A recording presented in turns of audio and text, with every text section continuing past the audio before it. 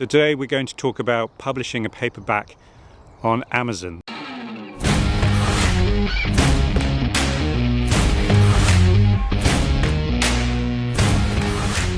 I'll take you through each stage and you can see what I did with Collector Stories Volume 2. Okay, so welcome. This is the Kindle Direct Publishing website.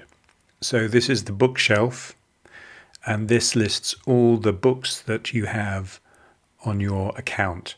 Now, I publish ebooks, small ebooks of 10,000 words to 12,000 words, short stories, and I collect them together into a collected volume. And this is what I'm going to do now. I'm going to publish the paperback version. So these are the ebooks, and I'm going to talk about ebooks, Kindle ebooks, on a different video. But I've just been uploading these, and they're going through the publication process now. So you use this bookshelf to review all your current titles. So I'm going to continue the setup. Amazon will let you do the ebook at the same time. Now I submitted a separate document to do the Collector Stories Volume 2 because I like to have a little bit more control over that. But this is the paperback version, and so we will continue to set up. These are all quite straightforward. Language, book title, series. I don't have a series here. Edition number. So this is if you republish it. This is the first edition, if you like. This is the author here. Contributors, you can add others. Illustrators, editors, translators, if you wish. A description, again, I keep mine short and sharp. Publishing rights, I own them here. And a few keywords. I'm going to expand this. You don't have to, you can publish and always re-edit these at a later date, so don't worry about doing this all at the same time. Categories, again, categories, this is really for searching for the Amazon site when people want to find their books. You can choose a few. Again, you can change this. There's some swearing, I think, in some of the stories. Okay, on to the next stage. This is the paperback content version, so I have my own ISBN.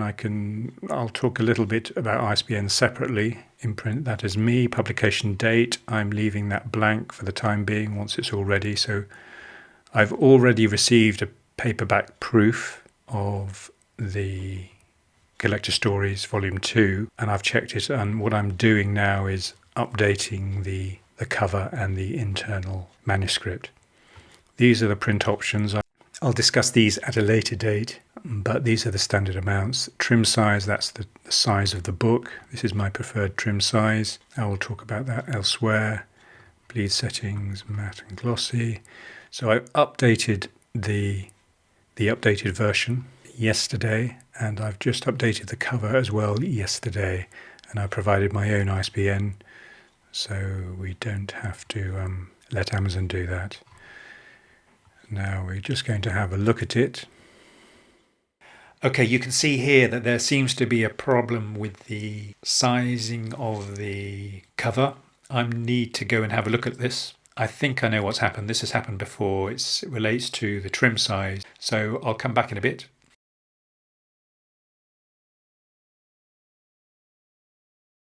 And there you go. That looks good. No errors. So it's done the checking. The errors have gone. So this is all correct.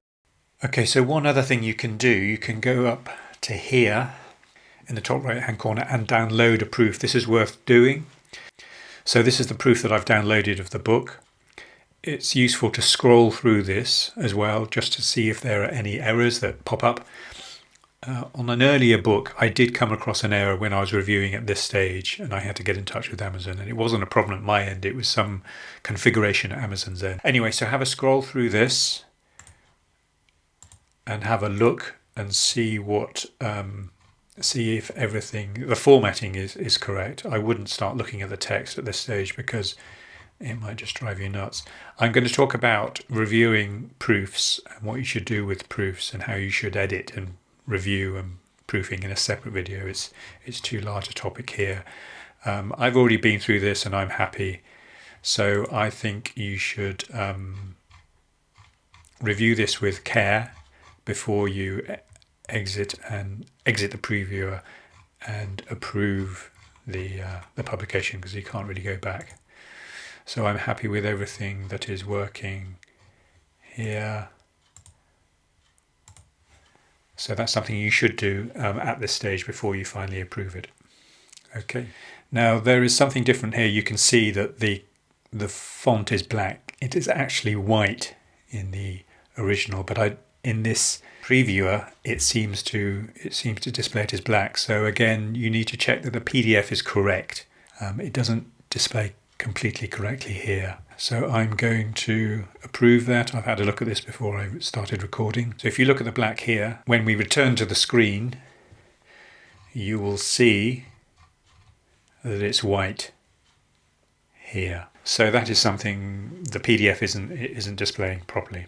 So okay, I'm happy with the manuscript and I'm happy with the book cover. So this is the printing cost now. So I've approved it. This is the printing cost of how much the book will cost to print. And that is not everything, because Amazon will also take an additional cut on top of that. So when you're setting the price, you need to know that so that you can make a calculation of how much you're going to make on the sale of each book. So this is done on the size of the book, the interiors, the paper settings, the bleeds, the trim size, which is the size of the book, and the page count. But that'll be done in a separate video. So the printing cost is $4. So I'm going to save and continue. Okay, so here we are in the third stage, paperback rights and pricing. Now, yes, this is straightforward. I have rights across the world, so that is fine. Pricing and royalty. So it's good to do some research before you do this. So you need to know how much royalty you're going to get on each sale of each book. Now you identify a primary marketplace. I'm going to do Amazon.com, and you can play around with these prices to see what will come through. So you can list the price of the book, say $10.99, of which in theory 60% will come to me as the author and publisher. However, you then have to deduct the printing cost, which was referred to earlier on the previous screen, and then this is the royalty that would come to me as the publisher and the author. Now you should do some research on what kind of markets and readers you're targeting.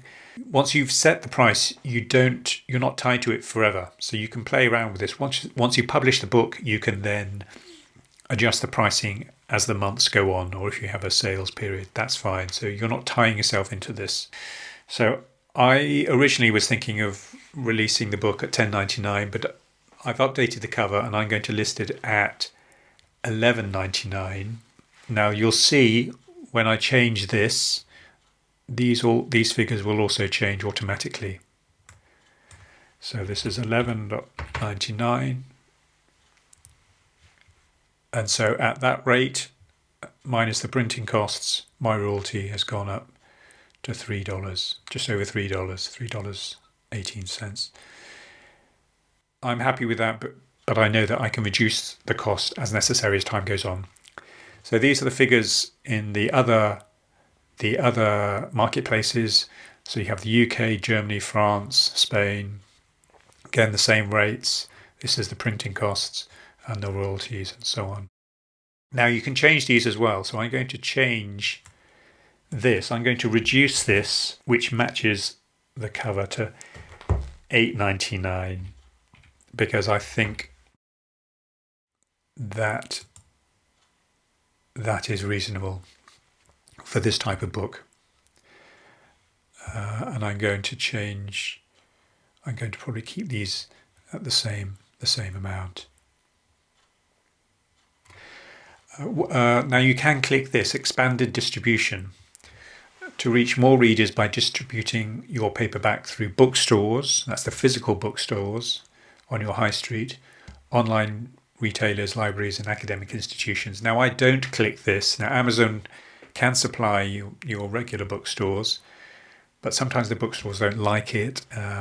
And so what I also do, I publish the paperback at another distributor. So I use Ingram Spark, and I'm going to do a separate video on Ingram Spark, and I'll talk about why you should consider doing that. So you publish the paperback on Amazon for sale through online books, through online systems, but then you also publish the book at a publisher or printer like Ingram Spark, so they can distribute it to the bookstore. So that is something to consider. So anyway, this is the pricing I'm happy, and this also matches the prices that I've listed on the new book cover. Now, before I publish it, I'm not going to click this now. I want to see a printed proof of this book, because I just want to have it in my hand to have a look. So it's good to review the physical book in your hand. Now, this is the second proof copy I have, because the first one I did a few months ago, I came back and I read it through.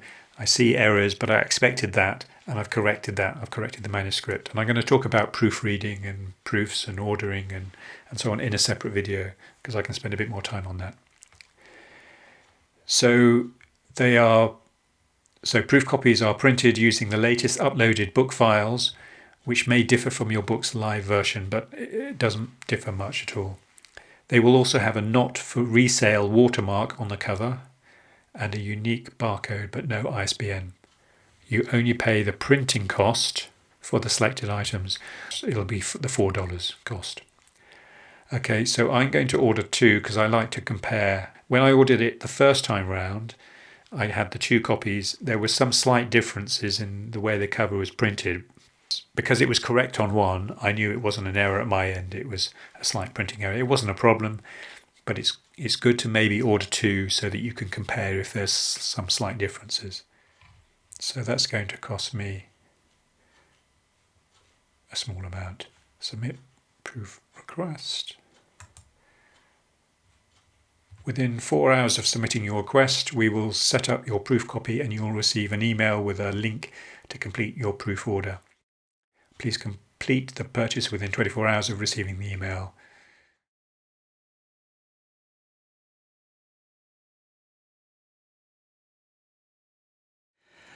Okay, so this is the Amazon paperback proof that's arrived a few days ago.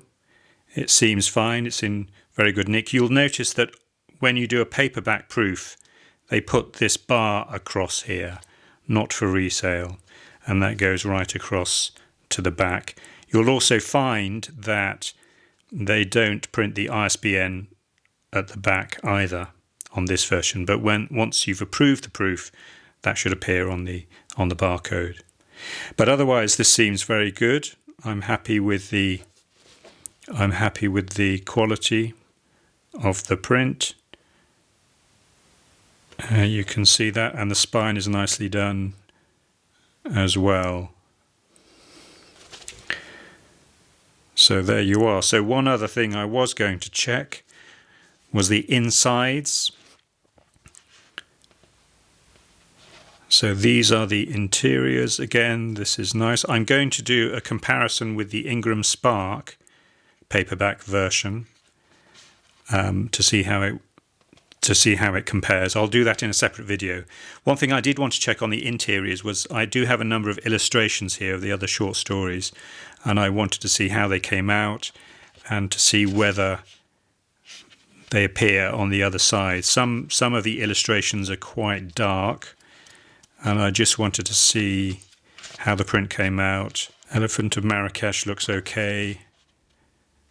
This is the darkest illustration. I'm Not Matt Damon, and that's come out quite nice. You can still see the stars,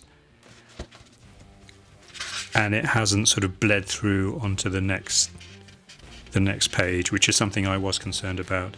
So this is nicely